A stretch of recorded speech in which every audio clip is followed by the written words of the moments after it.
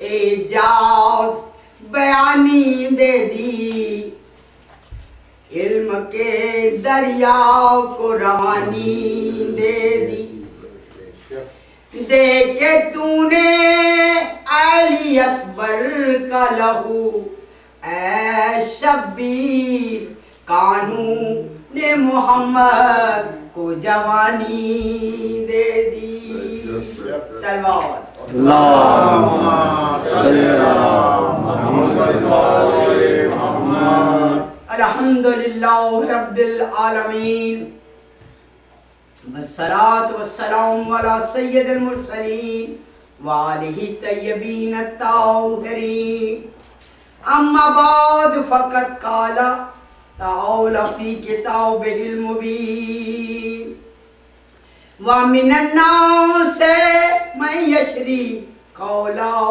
فِي الْحَيَاةِ الدُّنْيَا وَيَشْهَدُ عَلَى مَا فِي قَلْبِهِ وَأَتُوبِ فِي الْأَرْضِ يَفْسِدُ فِيهَا الْحَرَسِ وَاللَّهُ لَا يُحِبُّ الْفَسَادَ۔ درود محمد اللہم صلی علی محمد وآل محمد۔ آیات ظاہر کر رہی ہے، اے رسول، لوگوں میں سے بعض ایسے لوگ ہیں جو تمہارے پاس آتے ہیں اور باتیں بہت بڑی کرتے ہیں، اس پر اللہ کو یہ گوارا نہیں،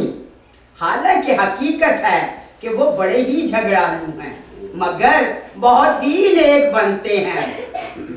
دیکھنا جب حکومت ان کے ہاتھ آ جائے گی، یہ کس ملک کے حکمران بن جائیں گے تو ملک میں ان کی ساری دوڑ دھوپ صرف اس لیے ہوگی کہ وہاں فساد پھیلائیں، خرابیاں ڈالیں اور کھیتیوں کو اجاڑ دیں، فصلیں تباہ کر دیں۔ قرآن مجید جس کو ہم سب مسلمان آسمانی الہامی اور آخری کتاب مانتے ہیں، زندہ ہے اور زندگی بخشتی ہے، اس آیات پر ماضی میں گہرا تعلق ہے، زمانے کی افسردگی چھائی ہوئی نہیں، ان کی صرف تاریخی اہمیت ان کی گرفت سے آزاد ہے۔ اس کے احکام کو قیامت تک کے لیے نافذ العمل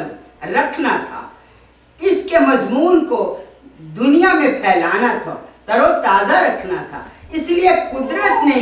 ان کا انداز بیان ایسا رکھا کہ اس کی گرفت ماضی حال تینوں زمانوں پر ہے، اس کی سدا بہار چمن میں ماضی کی خوشبو بھی ہے، اس کی نگہت کے الفاظ کو اس خوبی سے مرتب کیا گیا کہ ان کا اطلاق ماضی کے واقعات پر ہوتا ہے جن کے لیے یہ نازل ہوئے، پھر بھی ایسی عموماً شان رکھتے ہیں کہ قیامت تک کے لیے چلنے والے واقعات پر ان کا اطلاق ہو سکتا ہے، تاکہ کوئی یہ نہ کہہ سکے کہ فلاں آیت فلاں واقعہ کے بعد مردہ ہو گئے۔ اب صرف ایک تاریخی دلچسپی چیز ہے، آئندہ اس سے کوئی ہدایت رہنمائی حاصل نہیں ہو سکتی۔ تاریخ بتا رہی ہے کہ قدرت نے جو کچھ بنایا اتارا سب ہی تمام قیامت تک کے لیے معجزہ اور قیامت تک کے لیے تر و تازہ ہی رہے گا، اور مٹتے مٹتے بھی یہ اپنا جانشین چھوڑ کر جائے گی، تاکہ آنے والی نسلوں میں وہ بھی ان سے مفید ہو سکے۔ اللہ اور غنی، قرآن مجید کے من جانب اللہ ہونے کا سب سے بڑا ثبوت یہ ہے کہ اس کی آیتوں میں سدا بہار تر و تازگی ہے، اس کے مضامین پر عاجزی نہیں ہے، وہ ہر زمانے ہر دور میں آیتوں سے سبق لیتے ہیں۔ ان میں اللہ تعالیٰ جل شانہ نے انسانوں کی ایک خاص قسم کا ذکر کیا ہے جو رسول کے پاس آتے ہیں، بیٹھتے ہیں، باتیں کرتے ہیں اور خوشامدی انداز میں گفتگو کرتے ہیں، دست بستہ نگاہیں جھکائے ہوئے ہوتے ہیں، حضور کے سامنے بیٹھتے ہیں اور سیاسی، سماجی، معاشی، معاشرتی امور کے متعلق کبھی آہستہ آہستہ، کبھی پرجوش انداز میں بات چیت کرتے ہیں، ہر جملے کے بعد واللہ باللہ کہتے ہیں اور اپنے ضمیر کی پاکیزگی، نیت کی صفائی اور خلوص پر اللہ کو گواہ ٹھہراتے ہیں۔ اللہ تعالیٰ نے اپنے رسول سے خطاب فرمایا کہ ان خوشامدی باتیں کرنے والوں کو چکنی چپڑی جو سناتے ہیں اس وقت تو بھلی معلوم ہوتی ہے، مگر اس کی ساری رجس خوانی ہاتھی کے دانت کی طرح ہے، کھانے کے لیے اور دکھانے کے لیے اور۔ یہ شخص تمہارے دشمن ہیں، سب زیادہ جھگڑالو ہیں، دشمنی خصوصیت ان میں اتنی ہے کہ آج حکومت، مملکت ان کے ہاتھ میں آ جائے اور یہ سربراہ بن جائیں تو پھر دیکھو کہ کیا کرتے ہیں، زمین کو عدل و انصاف سے بھر دے، ظالم کو سزا دے، مظلوم کی داد رسی کرے، بلکہ اس لیے کہ ان کے پاس تو صرف فتنہ فساد ہے، چپا چپا پر خرابی و تباہی لے آئیں گے۔ میٹھے بول بس اس وقت تک ہے جب تک ان کو قوت اختیار حاصل نہیں ہے۔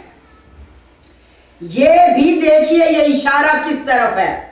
یہ زراعت کو برباد کر دیں گے، کھیتیوں کو اجاڑ دیں گے، پکی ہوئی فصلوں کو ویران کر دیں گے۔ یہ سب اس لیے ہے کہ حریف اس کے ساتھ غذا سے محروم ہو جائے، تنگ آ کر کیا کرے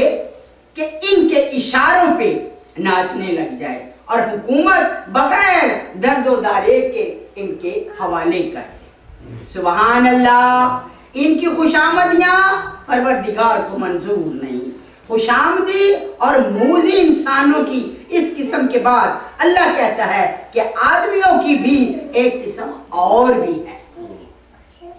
وَمِنَ النَّاسِ مَن يَشْرِي نَفْسَهُ ابْتِغَاءَ مَرْضَاتِ اللَّهِ وَاللَّهُ رَءُوفٌ بِالْعِبَادِ۔ لو دوسری قسم کے انسانوں کا حال سنو، کچھ آدمی ایسے بھی ہیں جو اللہ کی خوشنودی کے طلب میں اپنی جانیں تک بیچ ڈالتے ہیں۔ اللہ بھی ایسے بندوں کے لیے سراسر شفقت اور مہربانی رکھتا ہے۔ اس آیت شان نزول بھی خصوصی ہے، مگر انداز بیان پر نظر کیجئے، گویا آیت کے تیور بتا رہے ہیں کہ میرا دروازہ تو قیامت تک کے لیے کھلا ہے، کسی کو دم ہو تو جان بیچ کر اللہ کی خوشنودی حاصل کرے، اس کے دامن شفقت میں پناہ لے۔ آیت کا انداز بتا رہا ہے کہ اللہ کی خوشنودی حاصل کرنے کے لیے جان کی بازی لگانی پڑتی ہے، اور وہی کا دروازہ بند نہیں ہوتا۔ ہماری جان بازی کا اعتراف کس طرح ہوگا؟ سبحان اللہ، اس کی قبولیت کی سند کیوں کر مل سکے گی؟ ذرا دیکھیے تو صحیح، وہ کون ہے جو اپنی جان کو بیچ کر خدا کی رضائیں خریدتے ہیں؟ علی کی سی قسمت کہاں سے لائیں؟ ادھر جان بیچی، ادھر وہی نازل ہوئی۔ من الناس من یشری کے نظر ڈالیں تو اس کا دامن ان لوگوں کے لیے بھی پھیلا ہوا ہے جو آج کل برسوں تک، قیامت تک جان